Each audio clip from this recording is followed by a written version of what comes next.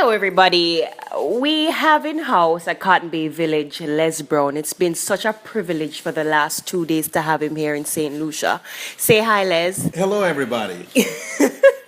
We just have 5 simple questions for you, and I'm sure these 5 simple questions, the wealth of information you will give will serve a lot of people, as you can see from your turnout for your seminars in St. Lucia. My first question to you is, what are the 3 most fundamental attitudes anyone should have towards accomplishing a goal? One, they should work on their mind. They have to visualize the goal and see this goal accomplished in their minds. You know, my favorite book says, I'll give you all your eyes can see. So it's very important that they discipline themselves to focus on their goals on a regular basis, to feed their mind information. When I look at my life, I was raised in poverty. I read motivational books on a regular basis. I listened to a lot of motivational tapes. And the reason that I had to do that, I was labeled educable mentally retarded when I was in school and put back from the 5th grade to the 4th grade and failed again when I was in the 8th grade, no college training. But I had a high school teacher who taught me that someone's opinion of you does not have to become your reality. And I started to study success. I read hundreds of books and went to many, many seminars. And I read a study that said that 3,000 top achievers, they followed them from around the world to find out what was the common denominator among them that enabled them to reach their goals. And here's what they discovered. Number one, their mindset. So working to develop your mind, because you don't get in this life what you want, you get in life what you are. Be ye not conformed to this world, be ye transformed by the renewing of your mind. Mm-hmm. The second thing is their skill set. You have to look at yourself, look at where you are, ask yourself the question, what is it I have going for me? And what kind of service can I provide? Find a need and fill that need. My favorite book says, the greatest among you will be your servant. And the third thing is OQP, only quality people. Having relationships with people that you can learn from, people that you can grow from, people that will hold you accountable to a higher standard.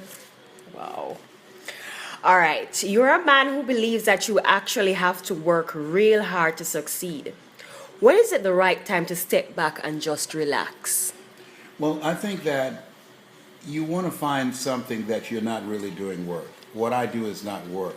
Mm-hmm. I'm living my dream. The 2 most important moments in your life is the day that you're born and the day you realize why you were born. I was born to speak. I believe that you were not born to work for a living, but to live your making. And living your making will make your living. So I encourage people to find something that they enjoy doing. I will speak 7 days a week, 24 hours a day. I do volunteer speeches right now.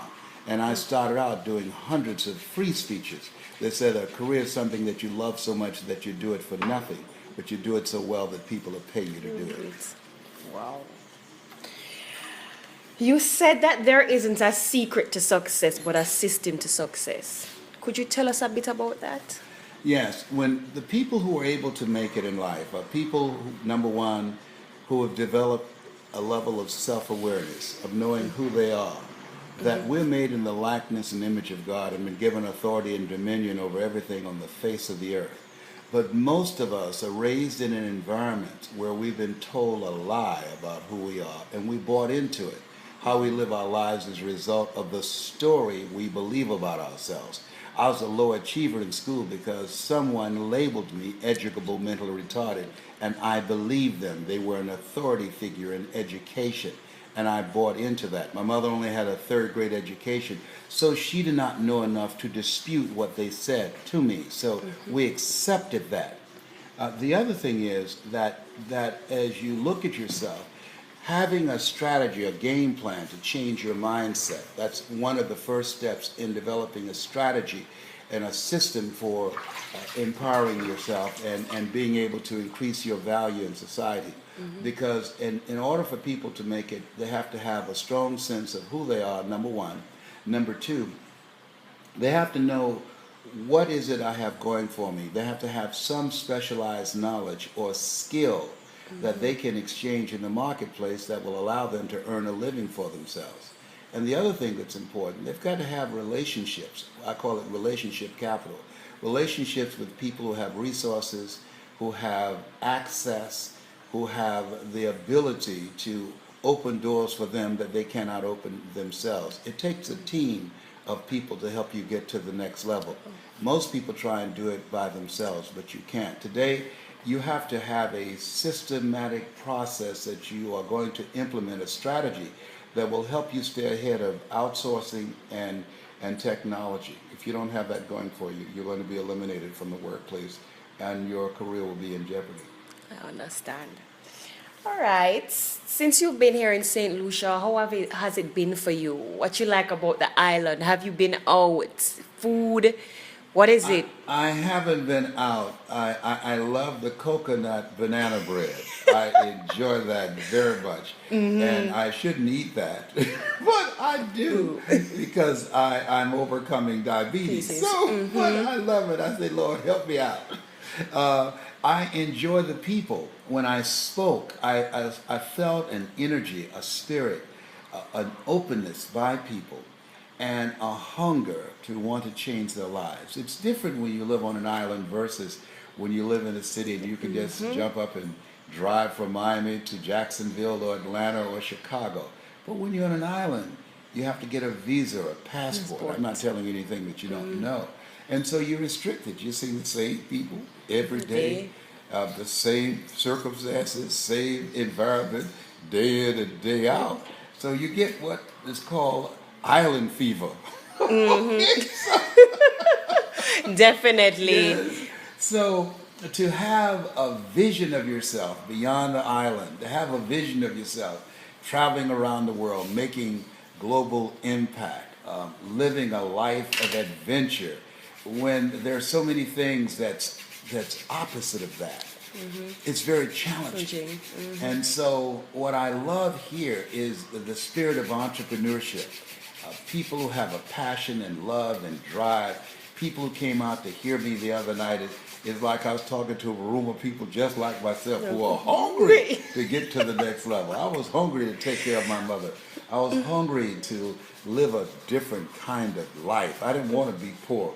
You know, we were born to be rich. I do believe that. And so it's a willingness to do what's required to take your life to the next level. Okay, and what do you think about Cotton Bay Village? I love Cotton Bay Village. I love the ambiance. I've had the pleasure of having my feet taken care of by an angel. The one and only Joyce. Yeah, I won't name her name Joyce, but anyhow, I like the peacefulness. I love the water, the serenity here, and I love the facility where we are. It's a great experience, and I'm enjoying myself. I'm looking forward to coming back. You should. You should, and I'm sure Saint Lucia, those persons who never made it out, will certainly come back again. Oh, thank you. You know, we love having you around. I don't know how you do it in terms of having everybody wanting to talk to you and you just always find the time. Yeah. I'm really I feel really privileged right now to just be sitting down with you. Oh, thank you so much. I appreciate the honor. Thank you for coming through, Les. Thank you. I appreciate you. And keep in mind, you have something special. You have greatness within you. That's my story, and I'm sticking to it. Thank you.